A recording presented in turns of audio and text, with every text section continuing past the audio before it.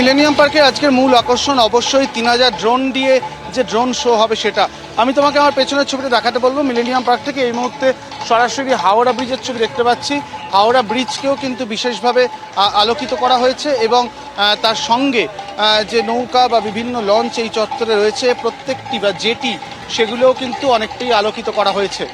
ইতিমধ্যে সাংস্কৃতিক অনুষ্ঠান চলছে। এই মুহূর্তে তোমার সঙ্গে যখন কথা বলছি তখন যেটা দেখতে পাচ্ছি হচ্ছে শ্রীখোল চলছে, সেই ধ্বনি আমাদের কানে আসছে। এবং পাশাপাশি তুমি যদি মিলেনিয়াম পার্কের মূল ছবি চেহারাটা দেখো, সেটা যেমন সুকান্ত বলছিল প্রিন্সেপ ঘাটের ক্ষেত্রে, এখানেও তাই অন্য দিনের থেকে অনেকটাই আলাদা। প্রচুর মানুষ জড়ো হয়েছেন, ফুড স্টল হয়েছে এবং এই গোটা মিলেনিয়াম পার্ক চত্বরকে অত্যন্ত আলোকিত করে বিভিন্ন রঙের মাধ্যমে সাজানো হয়েছে। এবং এই ছবিটা মিলেনিয়াম পার্কের সর্বোচ্চ, এবং যেখানে অনুষ্ঠান হচ্ছে সেই মঞ্চে যেমন প্রচুর মানুষ এসছেন, ঠিক সেরকমভাবেই অন্যত্র কিন্তু বেশ উৎসবের আমেজে মানুষ ঘুরছেন এবং অপেক্ষা করছেন যেটা আজকের এখানকার মূল আকর্ষণ, 3000 ড্রোনের মাধ্যমে একটি বিশেষ ড্রোন শো, যেটার মাধ্যমে এই যে যোগ দিবস বা যোগ ব্যায়ামের যে গুরুত্ব সেটাকে ফুটিয়ে তোলা হবে, এমনটাই কিন্তু উদ্যোক্তারা জানাচ্ছেন। এবং সেই জায়গা থেকেই কিন্তু এই মুহূর্তে মিলেনিয়াম পার্কে সাজ রব সকাল থেকেই প্রস্তুতি শুরু হয়ে গিয়েছিল। সন্ধে গড়াতে না গড়াতেই মানুষের ভিড় কিন্তু মিলেনিয়াম পার্ক চত্বরে উপচে পড়েছে এবং প্রচুর মানুষ তুমি দেখতে পাচ্ছ তারা এসছেন।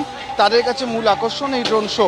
আর এই মিলেনিয়াম পার্কের উল্টো দিকে যে জেটি বা নৌকো যেগুলো সব সাজানো হয়েছে, কালকে কিন্তু সকালবেলা এখানেও সাধারণ মানুষ তারা যোগব্যায়াম করবেন এবং তার জন্য 500 নৌকো, 2টি লঞ্চ এগুলির ব্যবস্থা রাখা হয়েছে এবং সেগুলোও কিন্তু এই মুহূর্তে আমরা যারা দেখতে পাচ্ছি আলোকিত হয়ে রয়েছে এবং সেই ছবিটা আমাদের ক্যামেরাতেও ধরা পড়ছে। গোটা চত্বর আলোকিত, গোটা চত্বরে উৎসবের মেজাজ। বলা চলে যে এই যোগ দিবসকে কেন্দ্র করে এও এক নতুন পার্বণের মতন করেই সেজে উঠেছে কলকাতা এবং তার একটা অন্যতম বড় অংশ মিলেনিয়াম পার্ক। এবং শুধুমাত্র যেহেতু যে কোনো উৎসব শুধুমাত্র তো রং আলোর উৎসব নয়, তার সঙ্গে মানুষের উপস্থিতি জরুরি। এই দেখতে পাচ্ছ, এইদিকে আমি প্রবীর সামন্তকে দেখাতে বলবো, প্রচুর মানুষ, ফুড স্টল হয়েছে, সেখানে খাওয়া দাওয়া করছেন, অপেক্ষা করছেন মূল আকর্ষণ ড্রোন শোয়ে এবং তার সঙ্গে সাংস্কৃতিক অনুষ্ঠান। এবং যেহেতু সাংস্কৃতিক অনুষ্ঠানের আজকের দিনটা পশ্চিমবঙ্গ দিবস হিসেবে পালন করা হচ্ছে, তাই চেষ্টা করা হয়েছে যে যা যা অনুষ্ঠান এখানে হবে তার সঙ্গে পশ্চিমবঙ্গের এই সংস্কৃতির ছোঁয়া রাখতে। এই মুহূর্তে তুমি হয়তো শুনতে পাচ্ছ শ্রীখোলের আওয়াজ আসছে আমাদের কানে।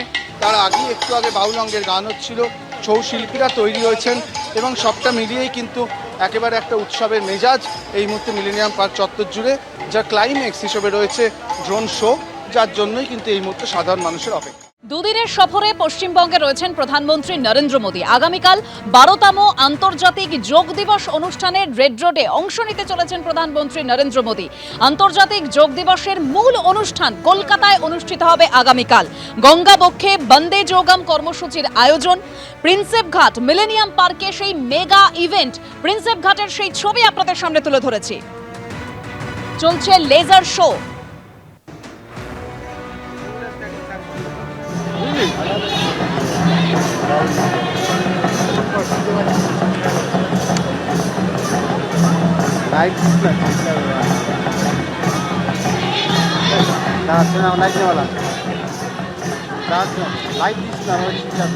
না না, ওই লাইভে যখন ধরবো জানি না, মুখের সামনে ভাব করে উঠবে।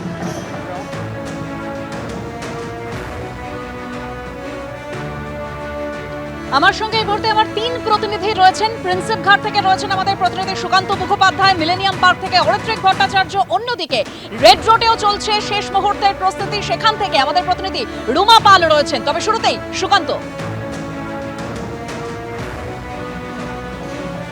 দেখো, সরাসরি তোমাকে ছবি দেখাবো প্রিন্সেপ ঘাটের, যে ইতিমধ্যে কিন্তু লেজার শো শুরু হয়ে গিয়েছে। আগামীকাল 12তম আন্তর্জাতিক যোগ দিবস এবং তার আগে আজকে সন্ধ্যাবেলা থেকে কিন্তু প্রাক অনুষ্ঠানের যে সূচি সেটা কিন্তু একেবারে শুরু হয়ে গেছে এবং উৎসবের মেজাজ গোটা প্রিন্সেপ ঘাট অন্যান্য দিন যেমন থাকে তার থেকে কিন্তু অনেকটাই আলাদা। যেদিকে তাকানো যায় সেখানে কিন্তু বর্ণাঢ্য রঙিন ছোঁয়া, প্রত্যেকটা জায়গাতে আলো রয়েছে। 1843 সালে তৈরি এই যে ইমারত, যা জেমস প্রিন্সেপ তৈরি করেছিলেন হুগলি নদীর ধারে, এবং সেই ইমারতকে কেন্দ্র করেই তার যে ইতিহাস সেটাকেই কিন্তু কার্যত এই লেজার লাইটের মাধ্যমে বা লেজার শো এর মাধ্যমে সেটাকে ফুটিয়ে তোলার চেষ্টা হচ্ছে। এবং আর কিছুক্ষণের মধ্যে আরও একটি জায়গা যেখানে মিলেনিয়াম পার্ক, সেখানে ড্রোনের মাধ্যমে এই যোগ দিবসের ইম্পর্টেন্সকে বোঝানো হবে। এবং এবছর প্রথমে কিন্তু পশ্চিমবঙ্গে এই যোগ দিবস পালিত হচ্ছে এবং আজকে বিকেলের পর থেকে কিন্তু এখানে প্রস্তুতি পর্ব শুরু হয়ে গিয়েছিল। একদিকে যেমন এই যে জেমস প্রিন্সেপের যে ইমারত, সেখানে যেমন এই লেজার শো এর মাধ্যমে সমস্ত ফুটিয়ে তোলা হচ্ছে, সমস্ত কারুকার্য ফুটিয়ে তোলা হচ্ছে, তার পাশাপাশি তোমাকে একবার সরাসরি ছবিটা দেখাবো যে পুরুলিয়া থেকে যে শিল্পীরা তারা কিন্তু এখানে এসেছেন, তাদের যেটা ট্র্যাডিশনাল যে নৃত্য সেটা তারা পরিবেশন করছেন। একেবারে তাদের যে সাঁওতাল ঘরানা সেটাকে তারা প্রতিস্থাপন করার চেষ্টা করছে, সেটাকে তারা ফুটিয়ে তোলার চেষ্টা করছেন। এবং প্রচুর মানুষ তারা কিন্তু আজকে এই অনুষ্ঠানে তারা যোগ দিয়েছেন। বিভিন্ন জায়গাতে আলো ইতিমধ্যে জ্বলে গিয়েছে এবং দূরে আরেকবার ছবিটা তোমাকে দেখাবো যে লেজার শো এর পাশাপাশি কিন্তু এখানে প্রচুর মানুষ তারা গঙ্গার দিকেও যাচ্ছেন এবং সেখানেও একই রকমভাবে কিন্তু এই 12তম আন্তর্জাতিক যোগ দিবসকে মাথায় রেখে বিভিন্ন ট্যাবলো তৈরি করা হয়েছে।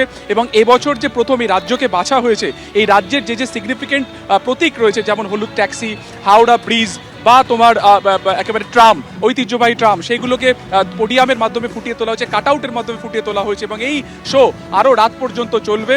বলা যায় যে আগামীকাল যে আন্তর্জাতিক যোগ দিবস রয়েছে রেড রোডে, সেইটার যে সেই সূচনা কিন্তু ইতিমধ্যে শুরু হয়ে গিয়েছে শহর কলকাতাতে, যেখানে শহরবাসীরা প্রত্যেকে চাক্ষুষ করছেন এই এত বড় যে একটা কর্মসূচি, তাতে তারা অংশগ্রহণ করছেন। একদম সুকান্ত, সেই ছবি আমরা দেখতে পাচ্ছি। প্রিন্সেপ ঘাটে লেজার শো চলছে এবং এই লেজার শো এর মাধ্যমেই যোগ দিবসের যে গুরুত্ব তাও তুলে ধরা হবে।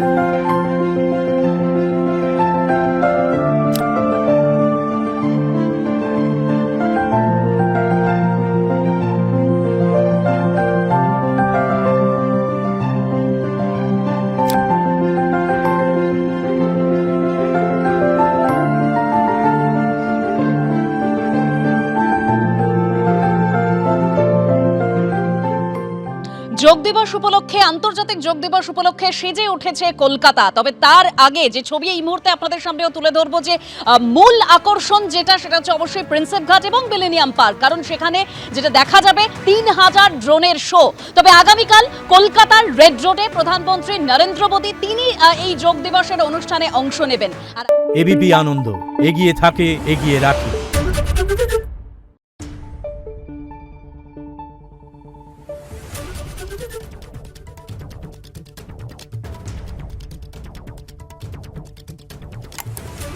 Thank you.